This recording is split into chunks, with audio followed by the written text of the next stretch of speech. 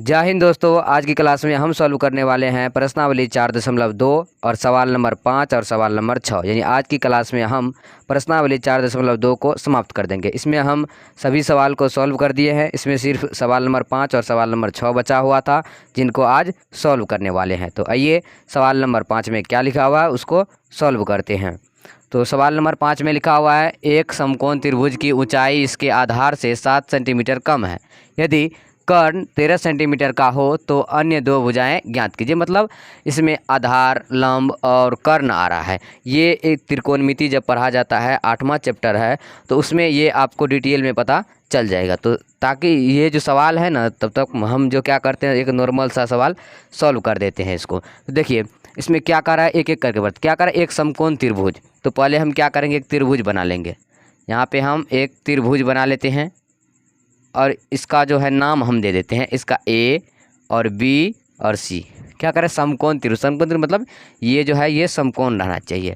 अब देखिए क्या कर रहा है, एक समकोण त्रिभुज की ऊंचाई इसके आधार से। अब यहाँ पे एक पॉइंट समझना पड़ेगा कि इसको हम क्या नाम दे देते हैं, ये लंब है, ये आधार है और ये क्या है, कर्ण है। जो कि इसमें ये जो त्रिभुज इस तरह से बनता है तो इसमें कर्ण ये यहीं रहता, ये बदल नहीं सकता। और हम इसमें क्या कर सकते हैं, लंब को यहाँ दे सकते हैं और आधार को यहाँ पर दे सकते हैं। मतलब लंब और आधार को बदल सकते हैं, लेकिन कर्ण जो है वो कर्ण ही रहेगा, ये बदल नहीं सकते हैं। तो चलिए ये तो हम लिख लिए। अब चलते हैं सवाल पे। कारण एक समकोण त्रिभुज की ऊंचाई, ऊंचाई मतलब समझते हैं कि लंब, ऊंचाई किसको कहते हैं, लंब। और आधार, आधार तो ये लिखिए दिए, कर्ण तो कर्ण लिख दिए। क्या कह रहा है, त्रिभुज की ऊंचाई इसके आधार से, मतलब आधार जो है आधार से 7 सेंटीमीटर कम है। ये ऊंचाई लंब कितना है, 7 सेंटीमीटर कम है। तो हमें तो पहले क्या जानना पड़ेगा, ऊंचाई जानेंगे तब ना इससे 7 सेंटीमीटर कम ये हो जाएगा। मतलब क्या कर रहा है इसमें, ऊंचाई, इसकी जो ऊंचाई है लंब वो आधार से 7 सेंटीमीटर कम है। मतलब ऊंचाई नहीं, आधार जानना पड़ेगा। तो आइए हम यहाँ पे सॉल्व करते हैं। तो हमें पता नहीं है आधार, तो हम क्या करेंगे, मान लेंगे। तो पहले हम लिखेंगे हल और यहाँ पे लिखेंगे माना कि समकोण त्रिभुज, माना कि समकोण त्रिभुज की आधार, आधार को कितना मान लेते हैं हम, x मान लेते हैं। यहीं पे मानना पड़ेगा इसके आधार से, तो आधार को x मानना पड़ेगा। तो हम यहाँ पे x लिख दिए। अब देखिए, अब यहाँ पे सवाल को पढ़ते हैं। कह रहा है समकोण त्रिभुज की ऊंचाई, ऊंचाई मतलब लंब, ऊंचाई को क्या बोलते हैं, लंब। ऊंचाई को हम यहाँ पे लिख दिए लंब। तो इसके आधार से, मतलब आधार जो है x है, इसके आधार से 7 सेंटीमीटर कम है। मतलब x से कितना सेंटीमीटर कम है, लंब 7 सेंटीमीटर। तो हम यहाँ पे लिख सकते हैं x से 7 सेंटीमीटर कम है। यदि कर्ण 13 सेंटीमीटर का हो तो कर्ण कितना है, 13 सेंटीमीटर। तो हम लिख दिए 13। अब चलिए सवाल को हम यहाँ पे लिख देते हैं। क्या लिख देते हैं कि आधार तो हमें x मान लिया और लंब कितना निकल गया, x - 7। तो हम लिख लेंगे इसलिए समकोण त्रिभुज की लंब, लंब या फिर ऊंचाई बोल सकते हैं। तो लंब कितना यहाँ पे निकला, x - 7। अब देखिए, अब यहाँ पे क्या है, 7 सेंटीमीटर कम है। यदि 13 सेंटीमीटर का कर्ण जो है 13 सेंटीमीटर, तो कर्ण भी हम यहाँ पे लिखिए देते हैं। कर्ण कितना है, 13 सेंटीमीटर। अब यहाँ पे एक फॉर्मूला होता है। क्या फॉर्मूला होता है, ये कर्ण स्क्वायर बराबर लंब स्क्वायर प्लस आधार स्क्वायर, ये फॉर्मूला होता है। तो हम यहाँ पे उसको लिख लेते हैं। क्या होता है, कर्ण स्क्वायर बराबर लंब स्क्वायर प्लस आधार स्क्वायर, ये लिख दिए। अब देखिए, अब इसमें क्या करेंगे, इस पे जो जो ये दिया हुआ है उसको यहाँ पे हमें सब पता है कि जैसे कर्ण का है तो कर्ण भी हमें पता है, लंब है, लंब का है तो लंब भी यहाँ पे हम निकाल लिए हैं, आधार का है तो आधार भी हमें यहाँ पे निकाल लिए। अब सिर्फ इसमें हाँ एक और इसमें फॉर्मूला आ जाता है, जैसे त्रिकोणमिति में पढ़िएगा तो इसमें स्क्वायर जब हट जाता है तो ये रूट आ जाता है इस तरह से। तो ये भी एक फार्मूला बन जाता है यहाँ पे। तो हम अभी ये नहीं देंगे क्योंकि हमें इसकी ज़रूरत नहीं है। यहाँ पे स्क्वायर लगा दिया। अब कह रहा है कर्ण स्क्वायर, तो कर्ण कितना है वहाँ पे 13, तो हम 13 का स्क्वायर दे सकते हैं बराबर लंब, लंब स्क्वायर करा, लंब कितना हमें माने यहाँ पे x - 7 निकला। इसको हम स्क्वायर लगा देते हैं। आधार, आधार कितना मान लिया हम x, तो x का स्क्वायर आ गया। ये हम यहाँ पे लिख दिए। अब चलिए, अब इसको गुना कर लेते हैं। 13 को 2 बार गुना करेंगे कितना आ जाएगा, 169 बराबर। यहाँ पे कौन सा फॉर्मूला आ रहा है, एक्स माइनस से 1 का होल स्क्वायर मतलब ए माइनस बी का होल स्क्वायर। तो जब इसको ए मान लेते हैं इसको बी मान लेते हैं, तो ए माइनस बी का होल स्क्वायर क्या होता है, A square plus B square minus 2ab। तो हम यहाँ पे लिख लेंगे ए स्क्वायर का रहता है एक्स का स्क्वायर आ जाएगा प्लस बी स्क्वायर मतलब 7 का स्क्वायर और माइनस 2ab। ए कितना है एक्स और बी कितना है 7। उसके बाद यहाँ पे प्लस में है एक्स स्क्वायर, यहाँ पे लिख लिए। अब चलिए 169 लिख दिए, यहाँ पे बराबर एक्स स्क्वायर प्लस 7 सत्ते कितना होता है 49 माइनस 7 दूनी 14 गुनी एक्स, तो 14x प्लस एक्स स्क्वायर। अब देखिए यहाँ पे एक एक्स स्क्वायर प्लस में एक एक्स स्क्वायर प्लस में कितना आ जाएगा 2x स्क्वायर प्लस में, तो लिख देंगे 2x स्क्वायर प्लस में प्लस ये एक्स वाले को एक साइड लिख लेते हैं, क्या माइनस में 14x है इसको एक साइड लिख लेते हैं, यहाँ पे लिख लेते हैं माइनस का 14x प्लस का 49 है तो 49 लिख दिए। अब हम क्या करेंगे 169 प्लस में इस साइड आएगा तो माइनस में आ जाएगा, तो हम यहाँ पे इसको इस साइड ला लेते हैं एक संख्या वाले, जैसे x वाला एक संख्या हो गया और 49 और 169 एक संख्या हो गया, तो इसको हम यहाँ पे लिखेंगे। तो कितना है 2x square minus 14x plus 49, ये प्लस का इस साइड आएगा तो माइनस का 169। अब इसको हम इस साइड लिख लें, यहाँ पे इसको लिख लेते हैं। अब देखिए क्या है यहाँ पे 2x स्क्वायर तो लिखेंगे 2x स्क्वायर माइनस 14x तो लिखेंगे 14x प्लस यहाँ पे प्लस क्या करेंगे इसको घटा देते हैं, जैसे प्लस का 49 है माइनस का 169 है, तो क्या लिखेंगे हम इसमें से घटा देते हैं, जैसे कितना बच जाएगा इधर माइनस का आ जाएगा, 9 में से 9 जाएगा 0 और 6 में से 4 जाएगा 2 और 1 मतलब माइनस का 120 आ जाएगा। अब ये हमारे पास आ चुका है। इसमें हम क्या कर सकते हैं 2 कॉमन भी ले सकते हैं ना। यहाँ पे देखिए एक बात और हम क्या कर सकते हैं, यहाँ बराबर छोड़ दिए ना, यहाँ बराबर में 0 भी दे सकते हैं और यहाँ पर बराबर में 0 दे सकते हैं। तो यहाँ पे हम क्या कर सकते हैं 2 कॉमन ले सकते हैं, तो 2 कॉमन ले लेते हैं, अंदर में आ जाएगा एक्स स्क्वायर माइनस 7 दूनी 14 7x फिर माइनस का 60 आ गया बराबर का 0। तो यहाँ पे एक्स स्क्वायर माइनस का 7x माइनस का 60 बराबर 0। 0 क्यों आया, क्योंकि ये 2 जो है गुना में इस साइड आएगा तो भागा में। अब यहाँ पे हम सॉल्व करके दिखा देते हैं, जैसे यहाँ पे बराबर में 0 है, 2 गुना में इस साइड आएगा तो भागा में 2, इससे भाग देंगे तो 0, इसलिए हम क्या लिख दें यहाँ पे 0। अब चलिए अब ये हमारे पास वो नियम आ गया जो इससे पहले हम बनाए थे। क्या करते थे इसको और इसको गुना करते थे, तो आइए गुना करते हैं। एक्स स्क्वायर को 60 से गुना करेंगे कितना आ जाएगा एक्स स्क्वायर गुना 60 तो बराबर 60x स्क्वायर, ये आ गया। अब 60x स्क्वायर को मतलब ऐसा 2 संख्या लेना है जिसे गुना करने पर कितना होना चाहिए 60x स्क्वायर होना चाहिए और जोड़ने या घटाने पर माइनस का 7x होना चाहिए। क्या आ जाएगा 12 पंचे 60 और 12 में से 5 जाएगा 7, हाँ ये आ जाएगा। जैसे कितना है हम क्या करते हैं 12x गुना 5x कितना आ जाएगा 12 पंचे 60x स्क्वायर, ये आ गया। चलिए और जब इसको हम क्या करते हैं माइनस का 12x और प्लस का 5x कर देते हैं कितना आ जाता है माइनस का 7x, मतलब कि ये आ जाएगा। तो हम यहाँ पे लिख लेते हैं x square minus 12x plus 5x यहाँ पे है माइनस में 60 बराबर 0। अब इसमें और ये दोनों में और ये दोनों में क्या करेंगे हम कॉमन ले लेंगे, तो x कॉमन आ जाएगा तो इधर आ जाएगा x माइनस 12 प्लस 5 कॉमन ले लेंगे, इसमें तो आ जाएगा x प्लस माइनस माइनस 12 पंचे 60 बराबर 0। तो देखिए ये दोनों बराबर है तो ये एक बाहर आ जाएगा x माइनस 12 और फिर क्या बच गया इधर x प्लस 5, तो लिख लेंगे x प्लस 5 बराबर में 0। इसके भी बराबर में 0 है, इसके भी बराबर में 0 है, तो हम यहाँ पे लिख लेते हैं 0, अलग अलग करके लिख लिए। अब x बराबर आ जाएगा 0, ये माइनस का 12 इस साइड आएगा प्लस का 12, फिर x बराबर आ जाएगा 0, ये प्लस का 5 है इस साइड आएगा तो माइनस का 5, तो x बराबर आ गया 12 और x बराबर ये आ गया माइनस का 5। अब हम यहाँ पे मानेंगे किसको आई 2 आ गया x, तो इसको हमें मानना पड़ेगा। क्यों मानना पड़ेगा, क्योंकि ये ऋणात्मक में और ये धनात्मक में है, तो ये हम मान लेते हैं कि x बराबर कितना निकला 12, जो कि हम x किसको माने थे आधार को, तो ये हमें निकल गया 12। अब आधार यहाँ पे हम x की जगह क्या लिख सकते हैं 12 लिख सकते हैं। तो लंब कितना लंब यहाँ पे कितना है x माइनस 7, इसको सॉल्व कर देते हैं। यहीं पे क्या है x माइनस 7, तो लिख देते हैं x माइनस 7। x कितना निकाले हम यहाँ पे 12 निकला, तो 12 माइनस 7, 12 में 7 जाएगा 5, यानी कि लंब निकल गया 5। तो हम देख लिए इसमें क्या करा था, तो 2 भुजाएं ज्ञात कीजिए, मतलब कर्ण दिया हुआ था पहले से 13, हमें लंब और आधार ज्ञात करना था, जो कि हम निकाल लिए। लंब 5 और आधार 12 निकल गया। ये सिंपल सा सवाल था। तो हम क्या किए प्रश्नावली 4.2 का सवाल नंबर 5 को सॉल्व किए। अब हम चलते हैं सवाल नंबर 6 पे।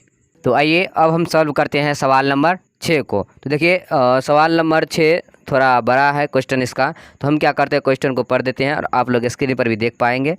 तो यहाँ पर देखिए सवाल नंबर 6 में लिखा हुआ है बुक में कि एक कुटीर उद्योग एक दिन में कुछ बर्तनों का निर्माण करता है। एक विशेष दिन यह देखा गया कि प्रत्येक नग की निर्माण लागत रुपयों में उस दिन के निर्माण किए बर्तनों की संख्या के दोगुने से 3 अधिक थी। यदि उस दिन की कुल निर्माण लागत 90 रुपया थी तो निर्मित बर्तनों की संख्या और प्रत्येक नग की लागत ज्ञात कीजिए। ये सवाल में लिखा हुआ है। तो हम क्या करते हैं सवाल को देख देख करके और आपको समझा करके यहाँ पे लिखते हैं। तो आइए यहाँ पे हम क्या लिख लेंगे, पहले हल लिख लिए। अब देखिए सवाल का पहला स्टेप देखते हैं। सवाल का पहला स्टेप किधर था? तो सवाल का पहला स्टेप था एक कुटीर उद्योग एक दिन में कुछ बर्तनों का निर्माण करता है। मतलब हमें ये पता नहीं है कि कितना बर्तन का निर्माण कर रहा है, तो हम क्या करेंगे यहाँ पे मान लेंगे। तो क्या लिखेंगे कि माना कि एक दिन में, क्या लिखेंगे इसमें, सवाल को देखते हैं एक बार। माना कि इधर करा इतना बर्तनों में होता है तो कुछ दिनों में, एक दिन में बर्तनों का निर्माण लिख देते हैं। माना कि एक दिन में बर्तनों का निर्माण, मतलब हमें पता नहीं है कि कितना निर्माण हो रहा है, तो हम क्या करेंगे इसको x मान लेंगे। अब चलते हैं दूसरे स्टेप पे। तो दूसरे स्टेप को देखते हैं एक बार। दूसरे स्टेप में करा है निर्माण करता है ये एक विशेष दिन यह देखा गया कि प्रत्येक नग की निर्माण लागत उस दिन के निर्माण किए बर्तनों की संख्या के 2 गुने से 3 अधिक थी। मतलब प्रत्येक नग की निर्माण लागत जो है इससे कितना है, उस दिन की निर्माण किए बर्तनों की संख्या के 2 गुने से 3 अधिक है। इससे कितना है, 2 गुने से 3 अधिक है। तो हम क्या लिखेंगे, प्रत्येक नग की निर्माण लागत। तो हम यहाँ पे लिख लेते हैं प्रत्येक नग की निर्माण लागत। तो कितना कह रहा था, उस दिन, मतलब ये जो दिन है इस दिन का 2 गुने से 3 अधिक है। कितना, 2 गुने से 3 अधिक है। क्या करेंगे यहाँ पे 3 को जोड़ देंगे 2 गुने से, तो कितना आ जाएगा इधर 2x प्लस का 3। ये आ गया दूसरा स्टेप। अब चलते हैं तीसरा स्टेप पे।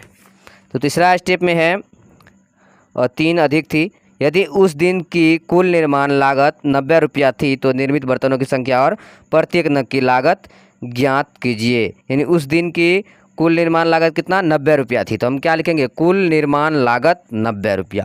तो ये लास्ट था, तो हम क्या लिखेंगे, कुल निर्माण लिख दें, निर्मित निर्माण लिख देते हैं। कुल निर्माण लागत कितना था, 90 ही था। हाँ 90 था। तो कितना है, कुल निर्माण लागत 90। ये यहाँ तक आ गया। अब देखिए यहीं से हमारा आंसर आ जाएगा। ये सिर्फ सवाल को हम देख देख कर, क्योंकि क्वेश्चन थोड़ा लंबा है तो क्या किए, उसको देख देख करके एक ये स्टेप बना लिए। अब यहाँ से हम सॉल्व करेंगे। तो देखिए यहाँ पे इसके और इसके बराबर कितना है कुल निर्माण का, 90। तो हम लिख लेंगे यहाँ पे कितना हमें निकला, पहला x, ये है 2x प्लस 3, इसको गुना करके आया यहाँ पे 2x प्लस 3, और कितना कुल मिला करके है 90, तो लिख दिए 90। अब इसको सॉल्व कर लेते हैं। तो x को जब 2x से गुना करेंगे तो आ जाएगा 2x स्क्वायर प्लस 3 को x से गुना करेंगे 3x बराबर का 90। अब जब हम 2x स्क्वायर यहाँ पे आ गया, 2x स्क्वायर प्लस 3x, ये प्लस का 90 चलेगा तो माइनस का 90, बराबर में कुछ नहीं तो 0 दे सकते हैं। इसमें कॉमन ले सकते हैं, कॉमन ले सकते हैं इसमें क्या, तो 2x square plus 3x minus 90 बराबर 0 आ रहा है। नहीं इसमें कॉमन नहीं ले सकते, क्योंकि 2 है यहाँ पे 3 है, अलग अलग संख्या, ये इसमें कॉमन नहीं ले सकते। इसमें हो सकता है लेकिन ये 3 में कॉमन नहीं होगा। तो इसको हम उसी तरह सॉल्व करेंगे जो इससे पहले सवाल सॉल्व किए। तो इसमें और इसमें गुना करेंगे। तो यहाँ पे हम कर लेते हैं 2x स्क्वायर गुना 90, तो लिखेंगे 2x स्क्वायर गुना 90 कितना देगा, 90 दूनी 180 x स्क्वायर। अब क्या करना है, हमें इस तरह से 2 संख्या लेना है।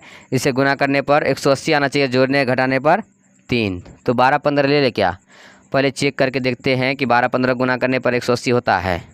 5 दूनी 10 का 0 हासिल, 1 5 1 6, 2 का 2 1, 6 2 8, हाँ आ रहा है। और जब 15 में से 12 घटाएंगे 3, हाँ ये आ जाएगा। मतलब कि जब हम यहाँ पे 15x गुनी 12x करते हैं तो कितना आता है 180x²। अब इसको जोड़ने या घटाने पर कितना आना चाहिए 3x। तो हम इस तरह से लिख सकते हैं 15x - 12x बराबर 3x, यानी कि ये सही रहेगा। तो हम यहाँ पे लिख देंगे 2x² plus 15x - 12x, minus का 90 है तो 90 बराबर 0। अब इन दोनों में कॉमन लेना है। इन दोनों में कॉमन कैसे आएगा? ओह, ऐसा कर सकते हैं कि ये इन दोनों में तो कॉमन नहीं आ रहा क्योंकि ये 15 2 है, तो इसको हम यहाँ पे लिख देते हैं, इसको यहाँ पे लिख देते हैं कि बात वही होगा। जैसे हम आपको यहाँ पे दिखा देते हैं, हम क्या लिख सकते हैं, इसे 12 को पहले लिख देते हैं कि माइनस का 12x और प्लस का 15x, अब माइनस का 90 है तो बात वही होगा। यहाँ पर भी 15 प्लस में है, 12 माइनस में है, तो 15 में से 12 जाएगा तो 3 बच जाएगा प्लस में। ये सवाल वहीं पे आ गया। तो अब देखिए, अब इसमें कॉमन आ जाएगा और इसमें भी कॉमन आ जाएगा। तो 2 जब कॉमन ले लेते हैं तो आ जाता है x² माइनस 2 × 6 = 12, 6x आ गया, प्लस यहाँ पे 15 है तो 15 जब हम कॉमन ले लेंगे तो आ जाएगा x प्लस माइनस माइनस, अब 15 × 6 कितना होता है 90 बराबर 0। अब ये और ये, अच्छा ये क्या कर दिए, 2x कॉमन ले लिए क्या, इसीलिए नहीं आ रहा है ना। हम क्या करेंगे यहाँ पे, जैसे कि x² है ना, इसमें भी x है तो 2x, देखिए जो चीज़ दोनों में रहता है वो कॉमन लेना पड़ेगा हमें। मतलब यहाँ पे देखिए इसमें भी x है, इसमें भी x है, 2 इसमें भी 2 से भाग लग जाएगा और इसमें भी लग जाएगा, तो हम 2x कॉमन लेते हैं, इसलिए सवाल गड़बड़ा रहा था। जैसे यहाँ पे हम 2x कॉमन ले लेंगे तो आ जाएगा इधर x, फिर माइनस का, तो 6 दूनी 12, सिर्फ 6 आ जाएगा, प्लस यहाँ पे अगर हम 15 कॉमन ले लेते हैं तो x - 6 प्लस माइनस माइनस 15 × 6 = 90 बराबर 0। अब ये बिल्कुल सही है क्योंकि ये दोनों सेम नहीं आ रहा था, इसका मतलब गुणनखंड। जी एक बात ध्यान में रखना कि ये और ये दोनों सेम ना आए तो इसका मतलब हमें ये गलत बन रहा है। जब ये सेम आ जाए तो इसका मतलब गुणनखंड सही है। अब क्या करते हैं, ये दोनों बराबर है तो इसको हम लिख लेते हैं एक साइड में, इसमें से एक को लिखेंगे। फिर आ गया इधर 2x + 15, तो लिख देंगे 2x + 15 बराबर का 0। अब क्या करें, इसको इस साइड लिख लें, हाँ इस साइड लिख लेते हैं। अब देखिए इधर है x - 6, इसके भी बराबर में 0 और इसके भी बराबर में 0, तो हम यहाँ पे लिख सकते हैं x - 6 के बराबर में भी 0 है और 2x + 15 के बराबर में भी 0 है। इधर कोष्ट नहीं देना है। चलिए x बराबर आ जाएगा 0, अब माइनस का 6 ऐसा रहेगा तो प्लस का 6, इधर आ जाएगा 2x बराबर 0 माइनस प्लस का 15 ऐसा रहेगा माइनस का 15, x बराबर 0 में 6 जोड़ेंगे 6, 2x बराबर आ जाएगा 0 में से 15 घटाएंगे तो माइनस का 15, तो कितना आ गया x बराबर 6, 2x बराबर माइनस का 15। यहाँ पे x बराबर आएगा ना, x बराबर -15, 2 गुना में इस साइड इसको भागा हम दे देते हैं, तो क्या आ गया x बराबर 6 और x बराबर -15/2, ये हमारे पास आ गया। अब इसमें x हम किसको माने थे, एक माना कि एक दिन में बर्तनों का निर्माण कितना था x, तो हम यहाँ पे x माने किसको, तो हम पहले बता दिए कि ऋणात्मक का ये इसको नहीं मानना है और ये धनात्मक इसको मान लेना है। तो हमें यहाँ पे कितना निकला, 6 निकल गया। और ये निर्माण लागत यानी ये जो 2x + 3, तो हम यहाँ पे लिख देंगे 2x कितना निकला 6 + 3, तो 6 दूनी 12, 12 3 कितना आ जाएगा 15, क्या क्या आया 15 और 6 आया, ये हमारा आंसर आ गया। तो आज क्या किए, प्रश्नावली 4.2 का सवाल नंबर 5 और सवाल नंबर 6 को हम सॉल्व कर दिए और आज इसी सवाल के साथ प्रश्नावली 4.2 भी समाप्त हो चुका है। अब इससे अगले दिन अगले क्लास के साथ मिलेंगे, तब तक के लिए जय हिंद, वंदे मातरम।